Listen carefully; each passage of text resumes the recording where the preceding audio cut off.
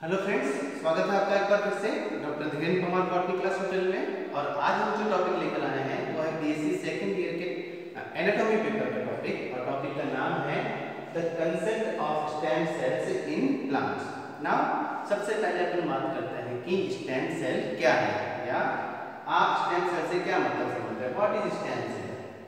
Now stem cell को समझने से पहले हम एनिमल से शुरुआत करते हैं ताकि आपको इजीली समझ में आए। एनिमल्स में हम देखते हैं कि स्पर्म और एग दोनों जब फ्यूज होते हैं तो जाइगोट बनाते हैं, और ये जो जाइगोट है वो उसके बाद में डिवीजन करके मॉड्यूला, ब्लास्टुला, कैस्टुला अलग अलग स्टेज बनाता है। ये जो स्टेजेस हैं इसमें हम देखते हैं कि जो सेल्स हैं वो सेल्स क्या कहलाती है, एम्ब्रियोनिक सेल्स या भ्रूणीय कोशिकाएं कहलाती हैं।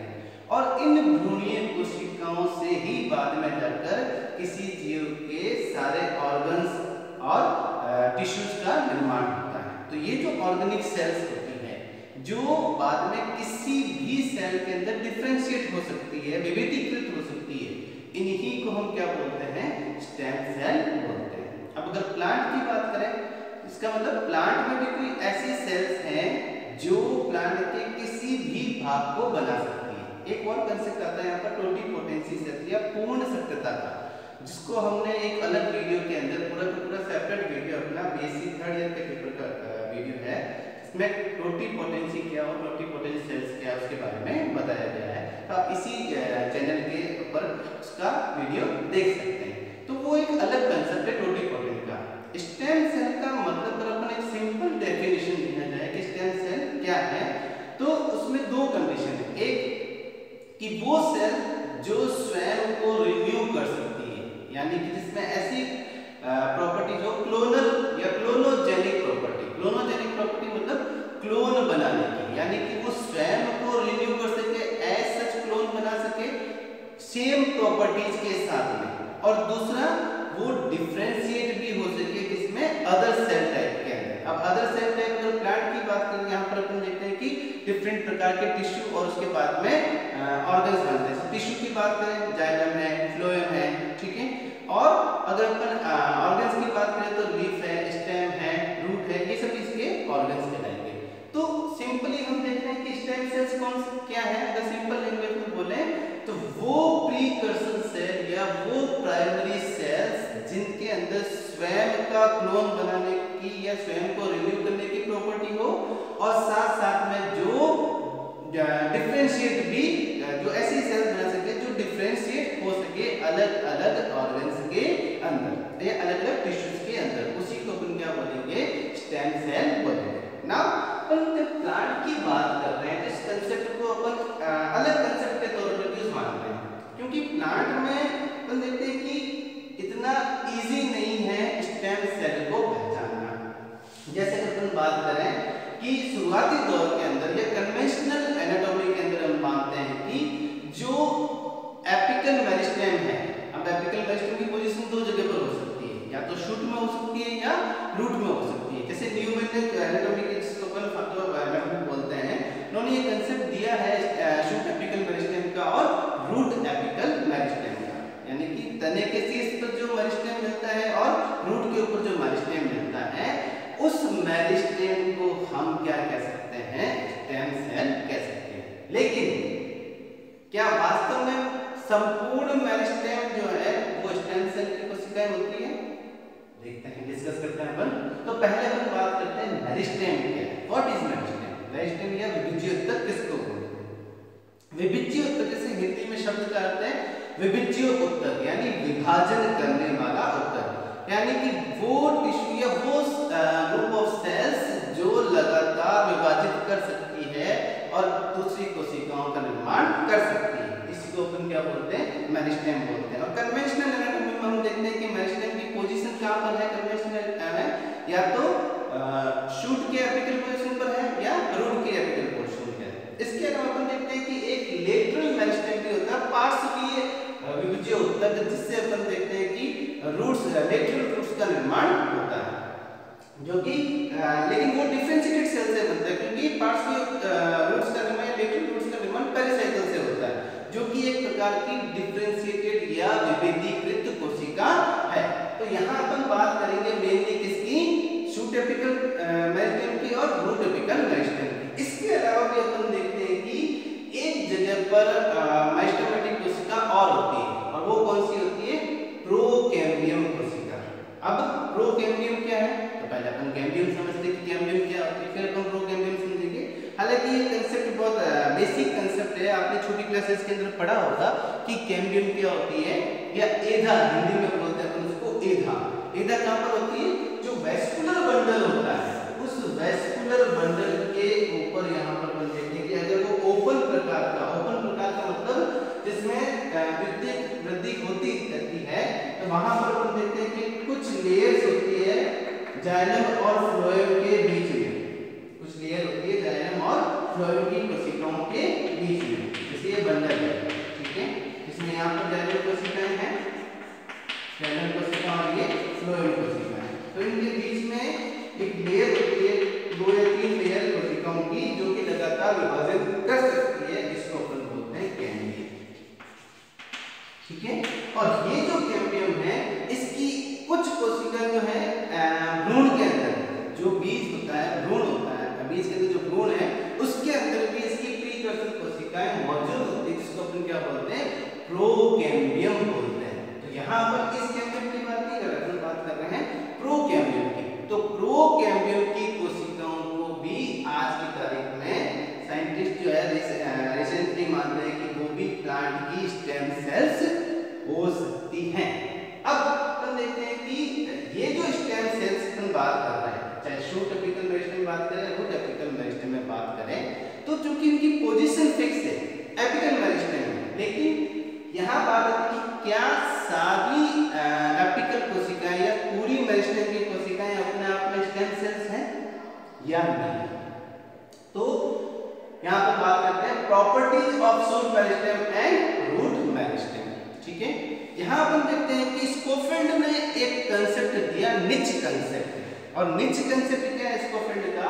स्कोफेल्ड ने एक कंसेप्ट दिया कि जो एपिकल मेरिस्टेम है, चाहे रूट शूट एपिकल मेरिस्टेम की बात कर रहे हैं, चाहे रूट एपिकल मेरिस्टेम की बात कर रहे हैं, इन दोनों के ऊपर ही जो एपिकल सेल जोन है, इसके अंदर सारी की सारी कोशिकाएं जो है वो स्टेम सेल नहीं है, बल्कि यहाँ पर एक प्रकार की पोजीशन है, एक स्थिति है, और इस स्थिति में एक प्रकार का एनवायरनमेंट फिक्स होता है, एक प्रकार का वातावरण फिक्स होता है, और उस वातावरण की वजह से यहाँ की कुछ कोशिकाएं जो है वो स्टेम सेल की प्रॉपर्टीज को दर्शाती है।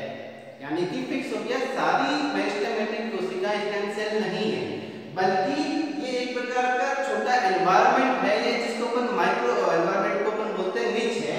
और ये निच कंसेप्ट किसने दिया? स्कोफेल्ड ने दिया। उनका ये कहना है कि इस एपिकल पोजीशन पर कुछ ऐसे सिग्नल्स मिलते हैं, जैसे यहाँ पे देखते हैं कि इस डायग्राम में अपन देख सकते हैं, यहाँ पे शूट एपिकल मेरिस्टेम का डायग्राम दिखाया गया, जिसमें जो सेंट्रल जोन है, ये पूरा सेंट्रल जोन है, जिसके अंदर मेरिस्टेमेटिक कोशिकाएं उपस्थित है। इस सेंट्रल जोन में अपन देखते हैं कि एक सेंटर, नीचे की तरफ जो सेंटर है वो कौन सा है? Organising centre. और इस ऑर्गेनाइजिंग सेंटर को ही स्कोफेल्ड ने क्या माना है?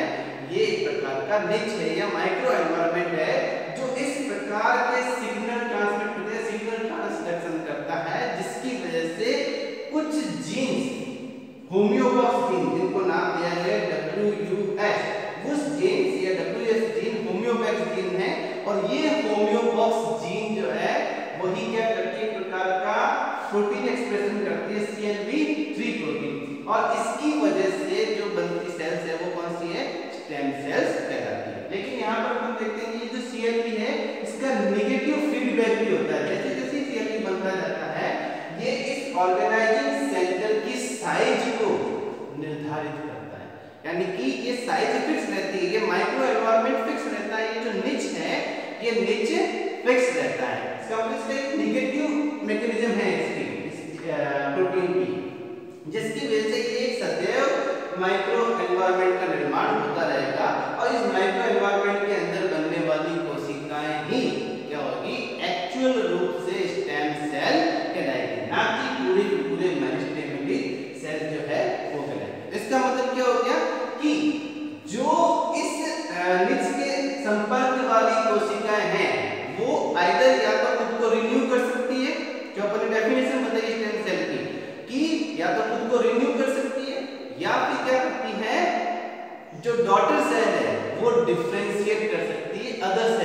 विभाजित हो सकती है अदर सेल्स के अंदर, लेकिन जो इस माइक्रो एनवायरनमेंट या निच के संपर्क में वाली है उनके अंदर सदैव क्या रहेगा, क्लोनोजेनिक प्रॉपर्टीज, यानी कि एक्चुअल रूप से तो वो जो इसके संपर्क में रहेंगी वही क्या होगी, स्टेम सेल्स। और आज की तारीख में ये माना जाता है कुल फाउंडर सेल से 6 से 9 फाउंडर सेल है जो इस ऑर्गेनाइजिंग सेंटर के या माइक्रो निच के संपर्क में रहते हैं। और इसके बाहर वाली जो भी कोशिकाएं बनेगी उनके अंदर मेरिस्टेमेटिक प्रॉपर्टीज तो है, साथ में अगर हम देखें तो स्टेम सेल की प्रॉपर्टीज भी है, लेकिन वो स्टेम सेल नहीं है, वो केवल डॉटर सेल कहलाएंगी जिसके अंदर स्टेम सेल जैसी प्रॉपर्टी है और वो डिफरेंशिएट हो सकती है दूसरी सेल्स के अंदर या दूसरे ऑर्गन्स के अंदर।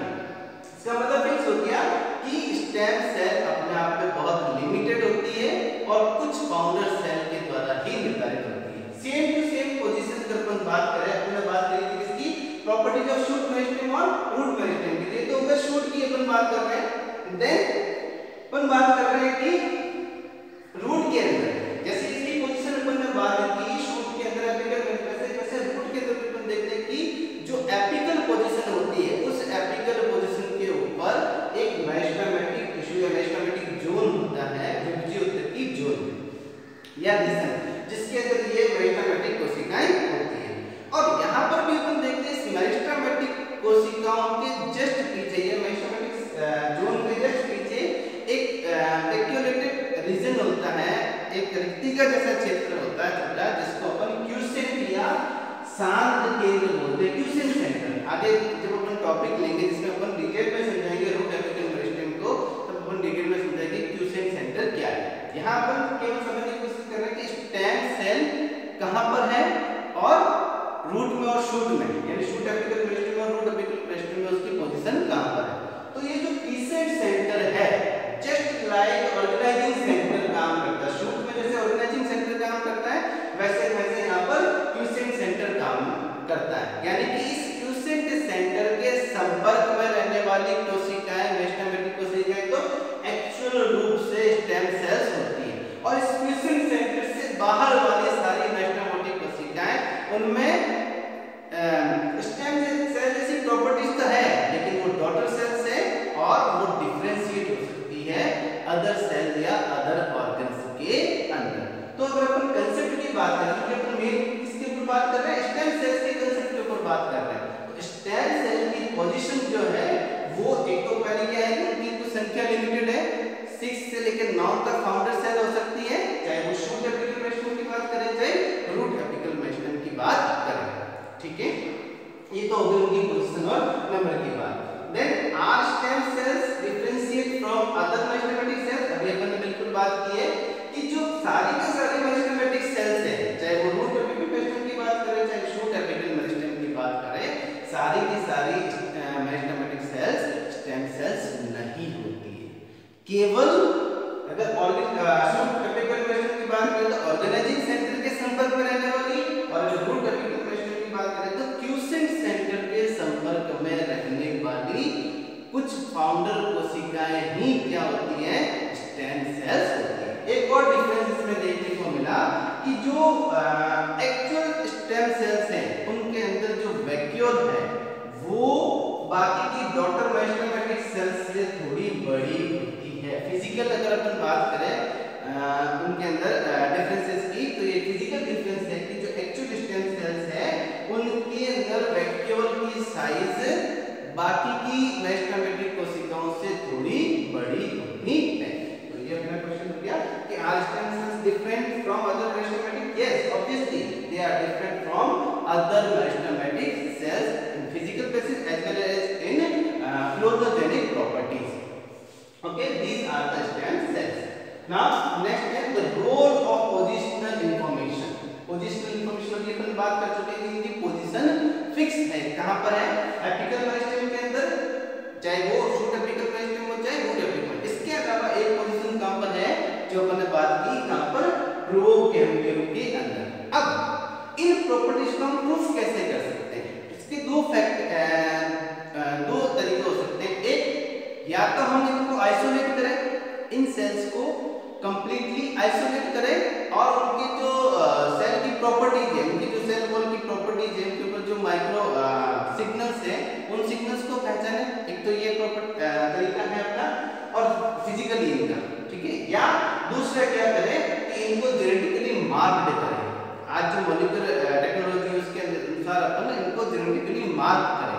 इन मार्क कोशिकाओं को पहचाने, इनकी डॉटर सेल से। अब प्लांट के अंदर अपन दूसरा बड़ा तरीका काम में नहीं ले पा रहे। क्यों नहीं ले पा सकते? क्योंकि पिछले करीब 160 या 150 ईयर्स से साइंटिस्ट ये कोशिश कर रहे हैं कि फिजिकली इन कोशिकाओं को अलग कर इनका अध्ययन करें, लेकिन कुछ कारणों से, इसमें सबसे बड़ा कारण है कि ये जो मेरिस्टेमेटिक कोशिकाएं हैं, चाहे प्रोकैम्बियम की बात करें चाहे एपिकल मेरिस्टेम की बात करें, दोनों के अंदर जो स्टेम सेल्स है वो काफी नाजुक होती हैं, सेल वॉल थिन होती है उनकी, और जब इनको अलग करने की कोशिश करते हैं, फिजिकली अलग करते हैं, तो उनकी स्टेम सेल प्रॉपर्टी जो है वो नष्ट हो जाती है। इसीलिए आज की तारीख में हम दूसरा मेथड काम में ले सकते हैं, और वो कौन सा है? जेनेटिकली मार्कर का, यानी कि इनके अंदर मिलने वाले जो स्पेसिफिक जीन्स है, उन जीन्स के मार्कर बनाकर इनको मार्क किया जाए, और उसके बाद में उनका अध्ययन किया जाए कि जब ये डिवाइड होती है, डॉटर सेल बनती है, जो इस ऑर्गेनाइजिंग सेंटर या फ्यूजन सेंटर से बाहर की तरफ होती है, उनमें वो स्पेसिफिक प्रॉपर्टी मिलती है या उनमें वो मार्कर मिलता है या नहीं, और ये प्रूफ हो चुका है कि उनमें वो मार्कर नहीं। इसका मतलब स्टेम सेल्स की संख्या लिमिटेड होती है प्लांट के अंदर, और उनकी पोजीशन भी क्या होती है? फिक्स होती है। चाहे शूट की बात करें तो ऑर्गेनाइजिंग सेंटर के संपर्क में रहने वाली, और रूट की बात करें तो क्यूसेंट सेंटर के संपर्क में रहने वाली कोशिकाएं ही क्या कहलाएंगी? एक्चुअल स्टेम सेल कहलाएंगी। तो ये एक छोटा सा टॉपिक था, लेकिन आप सामान्य बुक्स के अंदर, ये सामान्य टेक्स्ट बुक में ये टॉपिक नहीं मिलेगा।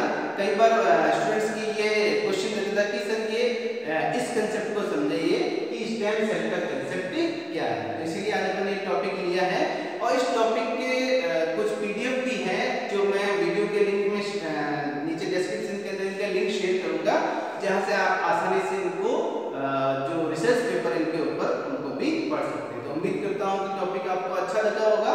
अगर आपको टॉपिक अच्छा लगा है तो इसको लाइक कीजिए, इसको शेयर कीजिए, और ज्यादा से ज्यादा मात्रा में इसको दूसरे स्टूडेंट के साथ में शेयर कीजिए, ताकि